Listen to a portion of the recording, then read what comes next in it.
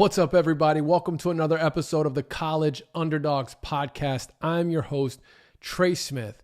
And before I get started officially with today's show and content for today, I just want to let you know, I got some potential big news coming, maybe this week, maybe next week, but I have a contract in my email right now that's basically an opportunity for this show to join one of the biggest podcasting networks, sports media platforms around. So there's some news, and obviously I have my attorney actually is looking over that contract right now. The good news is it's not like gonna force any drastic changes. It's kind of a partnership to join a network, but it's a pretty cool deal. And that's a testament to you all who support, watch, listen. If you're on one of the platforms listening, what I'm hoping is that this partnership, once it's done, once we've moved forward, will help with the streaming platforms like the Spotify's, Apple's, Amazon Music's, because this network has a very strong presence there. And I'm just convinced that if this show can get exposed to more people, it's going to grow exponentially. I do believe there's a market for the group of five mid-major, fan bases, particularly the American Athletic Conference. And anyways, I just letting you know that is a pretty exciting update right now.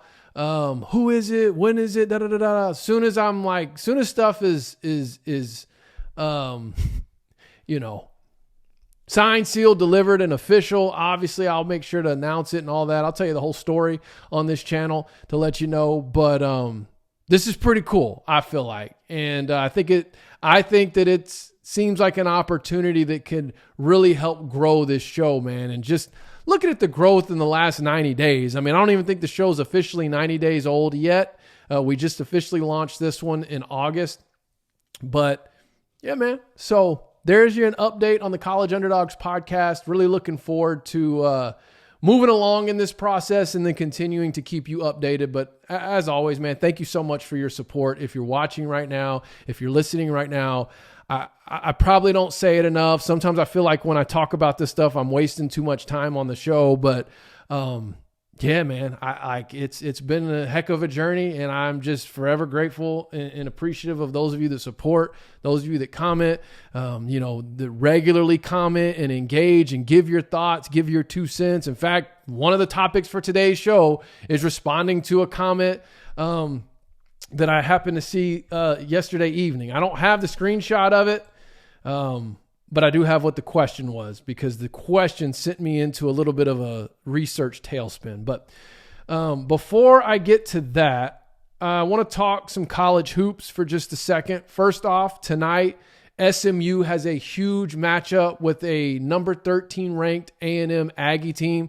I don't really know what the Aggies have. I know with Buzz out there, Coach Buzz, he's a heck of a coach.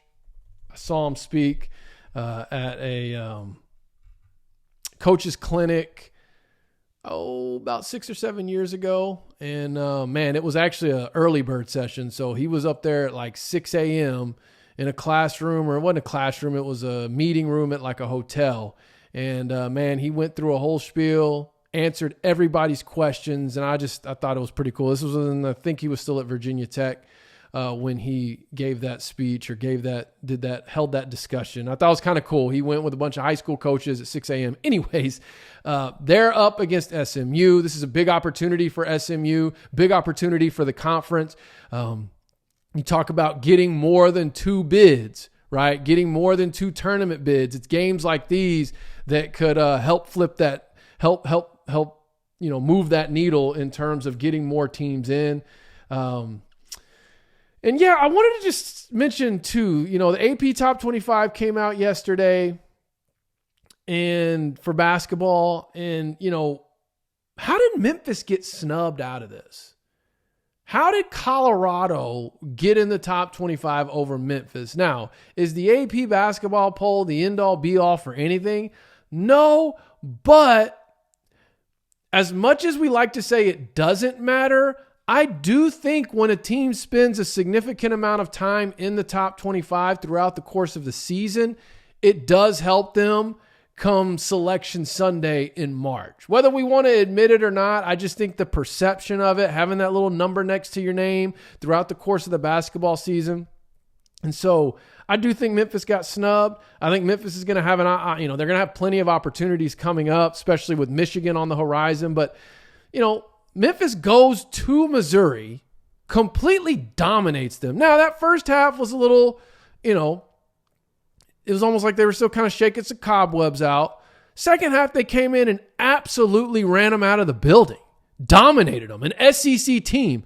Meanwhile, Colorado, they played Towson, and then both teams played a SWAC team with, I think, Memphis playing Jackson State and Colorado playing Grambling. So if those two were to wash each other out, who was the next games against? Well, Colorado's also played Towson, and Memphis played Mizzou at Mizzou and dominated them. How? Someone make that make sense to me. Make that make sense. How is Memphis not in the top 25 right now? And I feel like it's important for them to get in there with FAU because that's going to be good for the conference overall. I think if you have two teams in the conference that can stay in the top 25 throughout the course of the season, not only does that help the conference as far as just from a optic standpoint, but even from a in-conference play standpoint.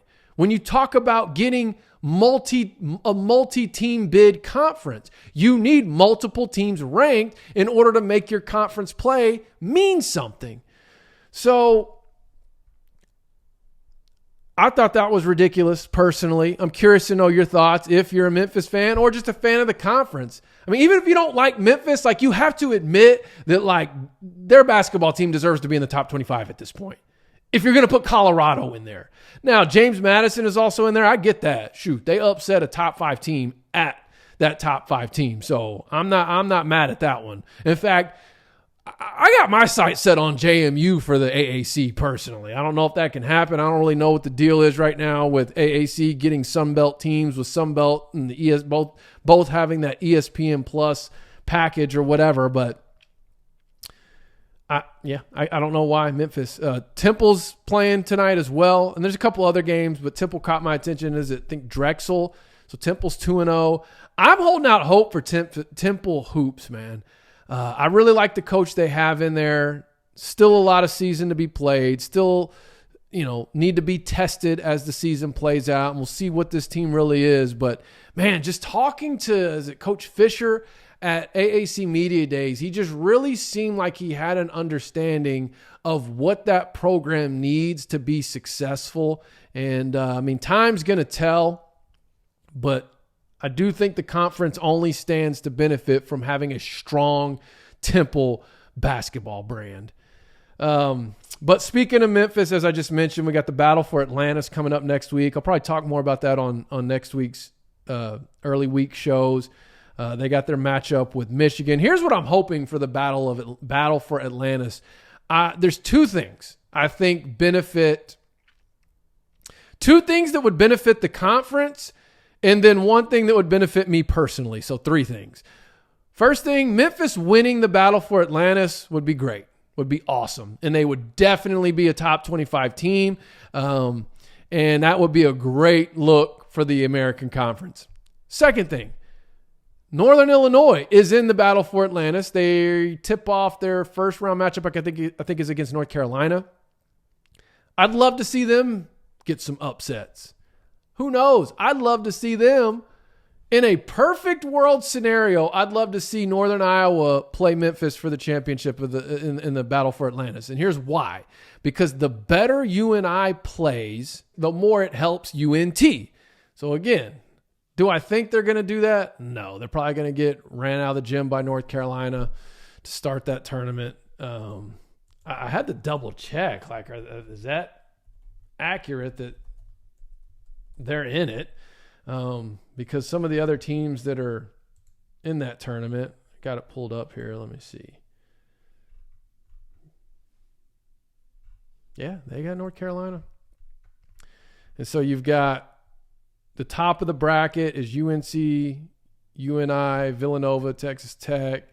Then you've got Michigan, Memphis, and then Arkansas, Stanford. And that obviously leads me to the third thing, which was for me, which is I would love to get a Memphis-Arkansas basketball matchup, simply because like that to me, seeing some of those matchups growing up in the 90s, that was some of the most fun basketball.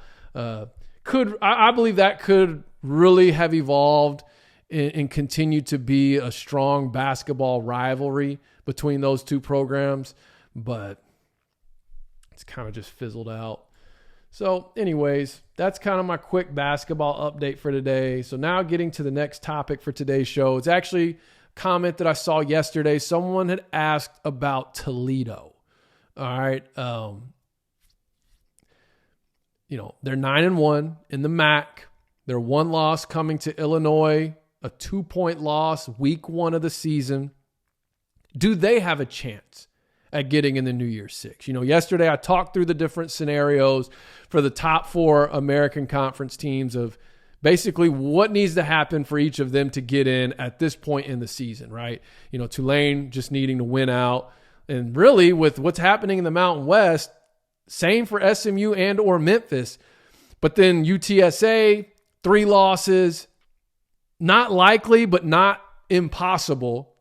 So I was kind of charting a path for how the dominoes needed to fall for UTSA to get that New Year's Six bid. And so anyways, I saw that about Toledo and I thought, okay, well, that's fair. They're 9-1. They haven't really been in a lot of these discussions, but what needs to happen for them? And this is essentially what I came up with. So for Toledo to get the New Year's Six bid and for the MAC to get it for the second time, since it's their second time, their first and only time was 2016. Remember, that was the Western Michigan. They played Wisconsin in the Cotton Bowl, I believe. That was PJ Fleck's last season at Western Michigan. But I think Boise State, and I say this is a coverall for even a UTSA. I didn't think about this till I started looking into it from Toledo's perspective, but Boise State can still win the Mountain West with 5 losses. If they win this weekend and then they beat Air Force in their season finale, they're in the conference championship game, I believe. If they win the next 2. Yeah, if they win the next 2, they would have the tiebreaker over Air Force, and they would be in, and they could potentially win the Mountain West with 5 losses. There's a lot of teams that could benefit from the Mountain West Conference champion having 5 losses. Okay, UTSA is one of them. Liberty is one of them. Toledo is one of them. 2-loss SMU, 2-loss Memphis are two more of them. So Boise winning the Mountain West with 5 losses. Okay, and then this is where I kind of tried to map out what else needs to happen from the AAC side for Toledo to get in. And this is what I came up with, is that Tulane needs to lose to FAU this weekend. Okay? UTSA then needs to win the conference with 3 losses, but without getting a ranked win in the process. See, yesterday when I was charting UTSA's path to the New Year's Six, it was them getting a ranked win over Tulane and possibly a ranked win over SMU was what I had laid out. Okay, but if Tulane were to lose this weekend to FAU, they would no longer be ranked. That takes a little bit of the shine off of that matchup that UTSA would have. So and again, guys, relax. I'm talking about a hypothetical or not like what needs to happen for Toledo to get in. So that's what would need to happen is Tulane, I think, would need to lose to FAU. UTSA wins with 3 losses without getting a ranked matchup. Liberty needs to lose a game, and then JMU needs to stay ineligible and not get a waiver. If JMU gets that waiver, I'm not so sure if they win out, they don't leapfrog into that New Year's 6 spot. But I think them getting a waiver is might be a bit of a reach at this point. So if you're following along at home, Boise winning the Mountain West, and they would win it with 5 losses. Tulane losing to FAU. UTSA winning the AAC with 3 losses without getting a ranked win. Liberty losing a game so that you don't, for sure, you have no undefeated G5 conference champions. And then JMU staying ineligible. I feel like those dominoes falling that way, as likely or unlikely as that may be, that could put Toledo in the New Year's 6. So thank you for that question. And then the last thing I wanted to look at is the bowl eligibility conversation I was talking about last week. And I was talking about the American Conference. What's the best case scenario? Best case scenario I had come up last week was 7 total bowl eligible teams all getting a bid, and then one of those being the New Year's 6. Now, last week when I was talking about it, UAB was that 7th team. Well, they're out of it now, so Navy is now that 7th team. Navy needs to beat, I think it's ECU and Army, because sandwiched in there is SMU. And for the sake of the New Year's 6 bid, we do not want SMU to lose to Navy. But if Navy can get in, if USF can get in there, USF needs to win their, obviously they've got UTSA Friday night. And I'm not marking that just as an L. Don't get me wrong. But what I'm saying, for the sake of the conference, it would be better if UTSA wins that game and then USF beats Charlotte to close the season and get their bowl eligibility. And then, of course, either Rice or FAU are going to finish the season with 6 wins in bowl eligibility. And then I know some of you had mentioned, one person had said last week on that episode that Rice at 5-7 would get a bowl bid, which is fair. But I'm mostly looking at 6-win bowl eligibility. So, and then really, if you want to talk Liberty, you literally could take that exact same scenario. How could a Liberty get the New Year's 6 bid? Just take that exact same scenario I just laid out. Sorry, I know I just went backwards again, but I saw it here on my notes. But Liberty finishing out undefeated, right? So the same scenario I laid out for Toledo, Liberty finishing undefeated, they may very well get that New Year's 6 bid. Okay, sorry. Bowl eligibility, so that's for the AAC. The Mountain West Conference right now, they still have 8 teams that have a chance that are in the hunt for bowl eligibility. The Sun Belt Conference, man. And this is including JMU, even though they're ineligible, but they got 11 teams. If you take JMU out of that, that's 10 teams that will have the bowl eligibility requirement. That doesn't mean they're all going to get bids, but I mean, it's pretty stout. And then, of course, the Conference USA is looking at 4 teams, which that also is what's hurting Liberty. So let me know your thoughts on that Toledo, Liberty. I mean, they are kind of just hanging around, right? And again, if Tulane wins, they're in. And the reason why I say that, because somebody else put that someone else had commented yesterday that Tulane winning out may not be enough. The reason why I'm so strongly convicted in that is because of what the polls say right now, because of what the College Football Committee is saying right now. The CFP committee is saying right now Tulane is the top G5 team in the country. Them continuing to win, it's only going to help that. Now, obviously here, from the time of me recording this, it'll be hours, but by the time you're watching this, it may have already happened. We're going to see what the committee says tonight, but I don't imagine that any G5 is going to leapfrog Tulane as that spot. Now, could Tulane drop possibly because of how close they've been playing these games the last several weeks? Maybe, but they're going to be the top-ranked G5 I believe. But I guess that's what we'll have to see tonight. But if the committee continues to rank them as the number 1 G5 team, all they need to do is keep winning. And if they win out, I say that like it's just, it's a gimme. It's not. But if they do, they're in. But let me know your thoughts on that. Let's see what the CFP committee says tonight. If you're going to be watching some hoops, let me know how we feeling. If you're an SMU fan about this matchup with A&M, basketball-wise. And, and you Memphis fans, talk to me. How are y'all getting snubbed like that? What are the thoughts here? They should be in the top 25 right now. But that's it for me today. Thank you for watching another episode of the College Underdogs Podcast. And as I said at the top of the show, should have some exciting news coming for you, hopefully sooner than later. That's it for me today. See y'all tomorrow. Trey Smith signing off.